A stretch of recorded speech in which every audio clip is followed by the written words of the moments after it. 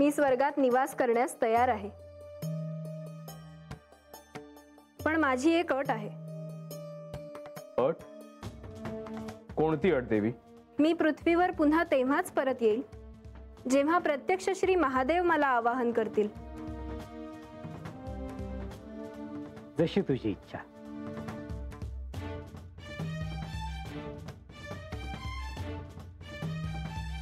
आपण आता प्रस्थान करायला हवं.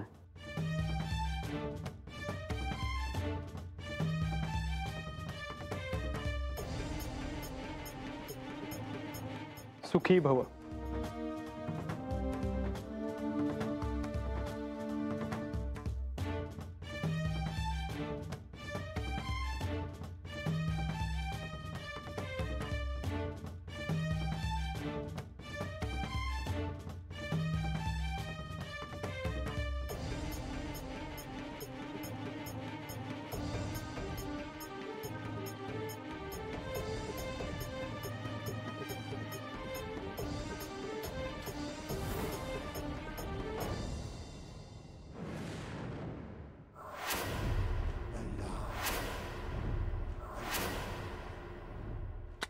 नारायण नारायण.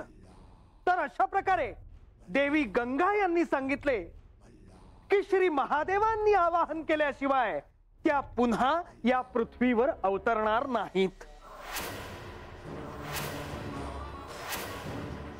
अशा प्रकारे देवी गंगा यांचे भवितव्य श्री महादेवांशी जोडले गेले.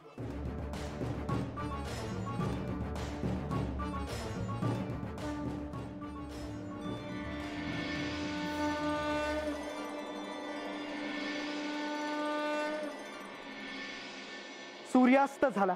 देवा, आजचे आख्यान इथे थांबवण्याची अनुमती द्यावी देवा.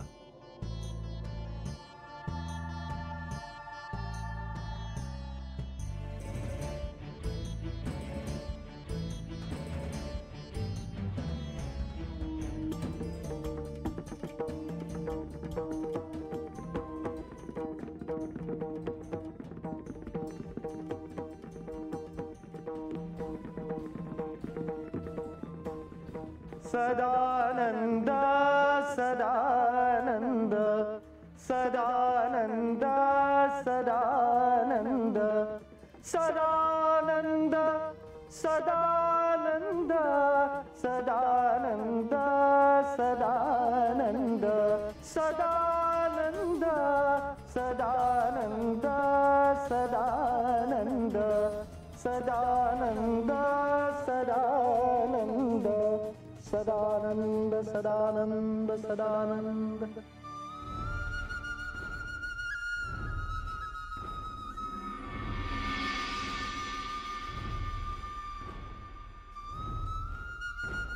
आख्यान संपलं तरी अजून मनाला पडलेले प्रश्न काही संपत नाहीत. अजूनही मनाला स्वस्थता नाही. काय करावं? कुणाशी तरी बोलून स्वस्थता मिळेल का? पण कोणाशी?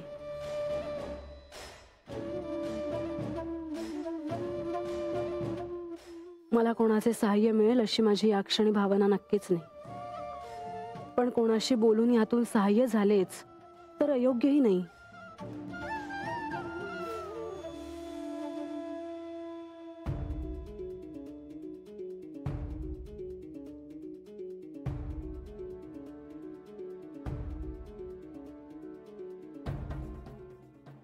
देवी, काय झालं? कुठे काय? काही नाही. असं कसं? मी आल्यापासून बघतो आहे तुम्ही मौन आहात. मग मी काय करणं अपेक्षित आहे? देवी, आख्यान झाल्यानंतर त्यावर तुमची प्रतिक्रिया असायची. तुम्ही आज काहीच बोलला नाही म्हणून विचारलं की आज असं काय झालं आहे. तुम्हाला सांगायचं नसेल तर असू दे. जणू तुम्हाला काही जाणवतच नाही. देवी, क्षीरसागरी जाण्याचा विषय आत्ता नको. का नको? अजून आपण इथे किती काळ राहायचं आहे हे आता तुम्हीच सांगा. देवी, असं काय करत आहात? आत्ताच आख्यानाला प्रारंभ झाला आहे. लवकरच त्यांना त्यांचे सत्य कळेल. तसं झाल्यानंतर अवतार समाप्ती होईल. आपण स्वगृही जाऊ. मला तर असं वाटतंय की म्हाळसा देवींनी मला विचारावंच. म्हणजे मग काय सत्य आहे हे मी त्यांना सांगून टाकेन.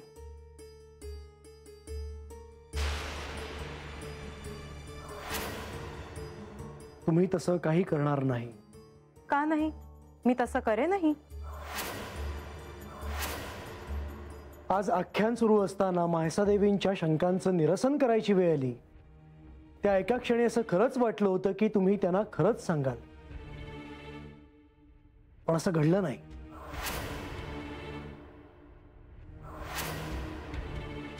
तेव्हा तसं घडलं नाही म्हणजे कधीही घडणार नाही असं नाही. देवी, तुम्ही हे काय बोलत आहात? हो, मी या आधी देखील तुम्हाला सांगितलं होतं की जर म्हाळसा देवींनी मला काही विचारलं तर मला त्यांना टाळता येणार नाही.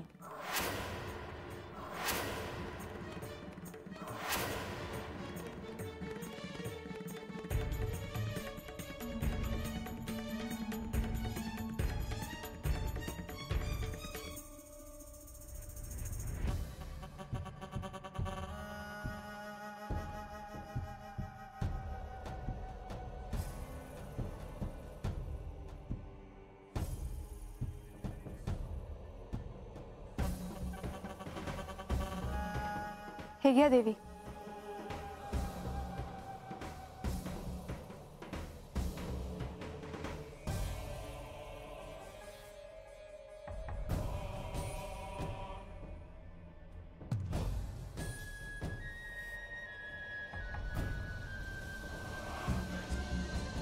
देवी, काय झालंय देवी? तुम्ही इतके अस्वस्थ का दिसताय? काही नाही. मला सांगण्यासारखं काही नसेल तर नका सांगू. मला वाटलं माझ्याशी बोलून तुमचं मन हलकं होईल म्हणून मी विचारलं. मी तुमच्या भोजनाची तयारी करायला घेते. थांब माधवी, माझं एक काम करशील? आज्ञा करा देवी. लक्ष्मी देवींना माझा निरोप दे. हो, काय सांगू त्यांना? मला त्यांना भेटायचे आहे. हो, मी सांगते तसं त्यांना आणि त्यांचा निरोप घेऊन लगेच येते.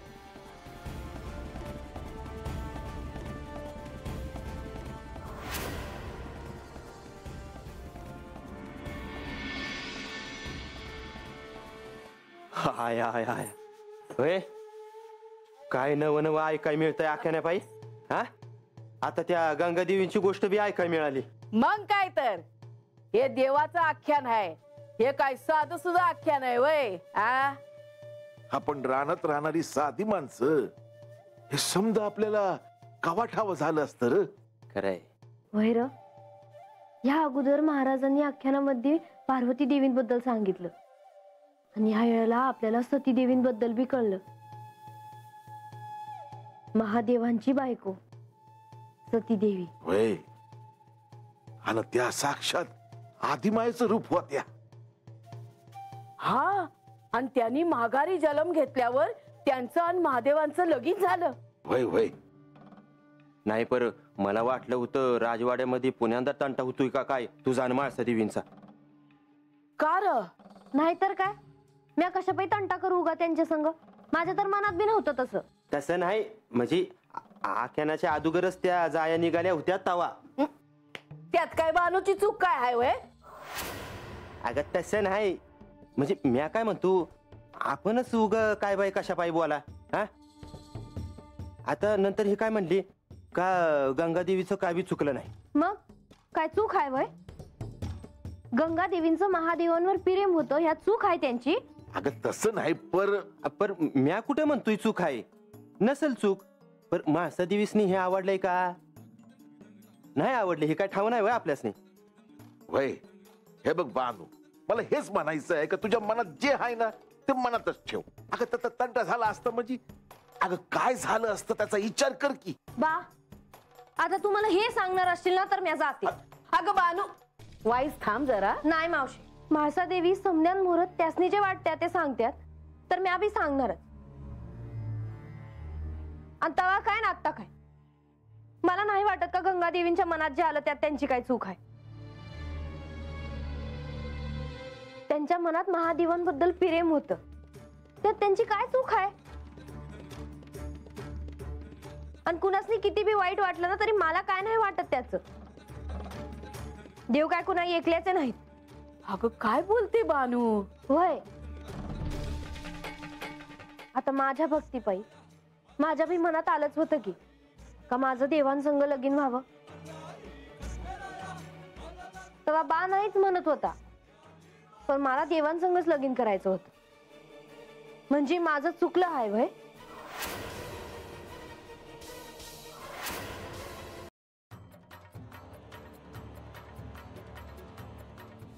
पण गत जन्मात पार्वती देवी तुमच्या अर्धांगिनी होत्या.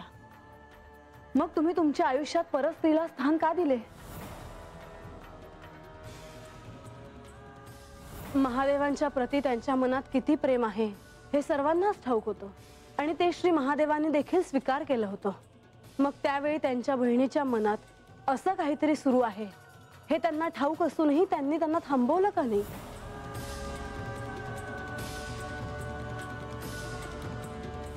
खरं तर सुखी संसारात कोणत्याही परस्त्रीला प्रवेश का द्यावा?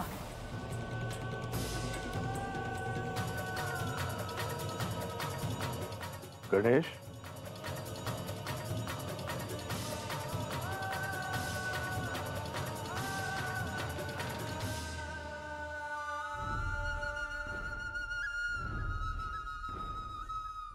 तुम्ही अजूनही राजसभेतच आहात असे कळले, म्हणून मी तुम्हाला भेटायला आलो.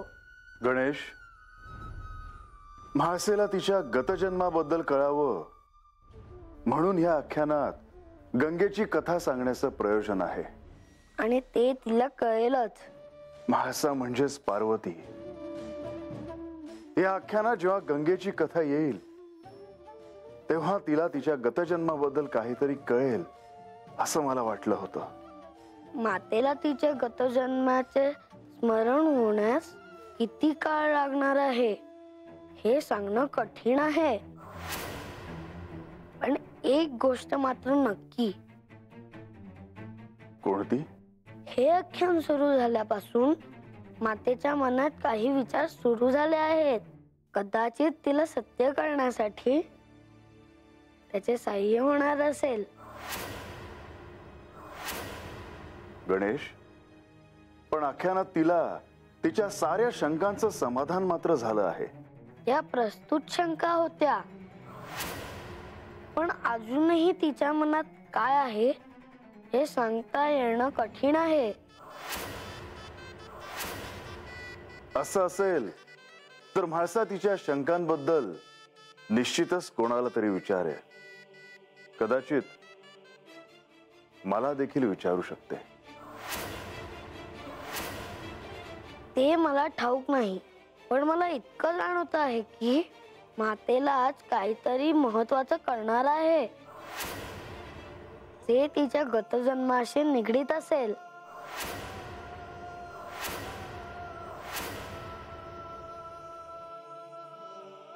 देवी, माधवी, ये.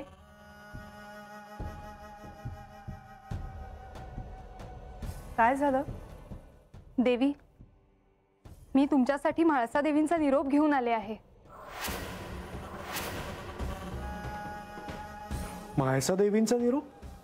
होय, म्हाळसा देवींना लक्ष्मी देवींची भेट घ्यायची आहे. मी त्यांना काय सांगू? मी भेटते त्यांना. मी तुमचा निरोप देते त्यांना. माधवी,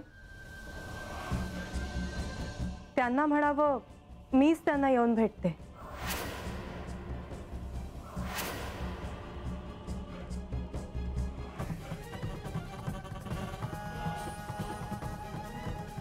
थांबा देवी.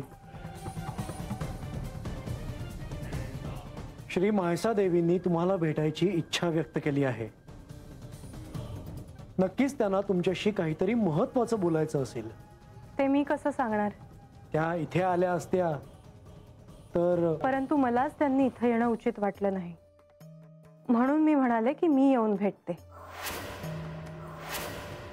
देवी, या क्षणी मला इतकंच ठाऊक आहे की म्हाळसा देवींना सत्य जाणून घेण्यासाठी कसले तरी सहाय्य हवे आहे आणि त्यासाठीच त्यांनी तुम्हाला बोलावलं असेल. असेलही. म्हणजे तुम्ही तुमच्या मतावर ठाम आहात तर? हो, जर त्यांनी मला काही विचारलं तर मी त्यांना नाही म्हणू शकणार नाही. देवी, या शिवलीलेत आपण थेट हस्तक्षेप करणं उचित नाही असं मला वाटतं. तुम्ही त्यांना काही सांगू नये असंही वाटतं. आत्ता ह्यावर मी काही बोलू शकणार नाही.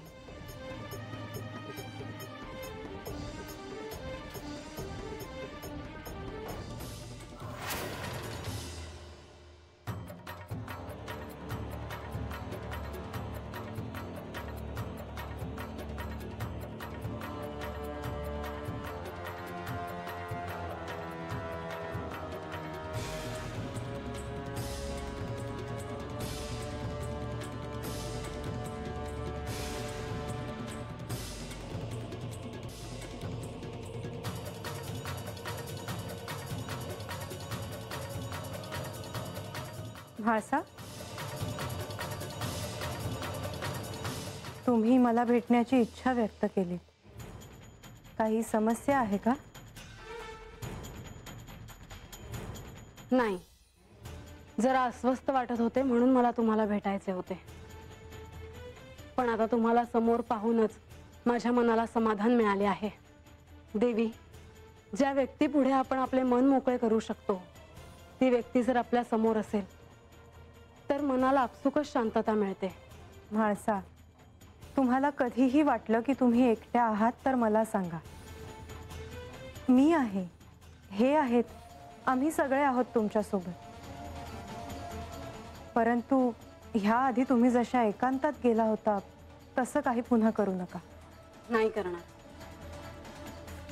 मग आता मला सांगा, काय झालं? देवी, न जाणो का पण आख्यान सुरू झाल्यापासून मला अस्वस्थ वाटतं आहे. मला काय किंवा बानूला काय, आम्हा दोघींना मूळ रूपाचे स्मरण व्हावे म्हणून हे आख्यान आहे.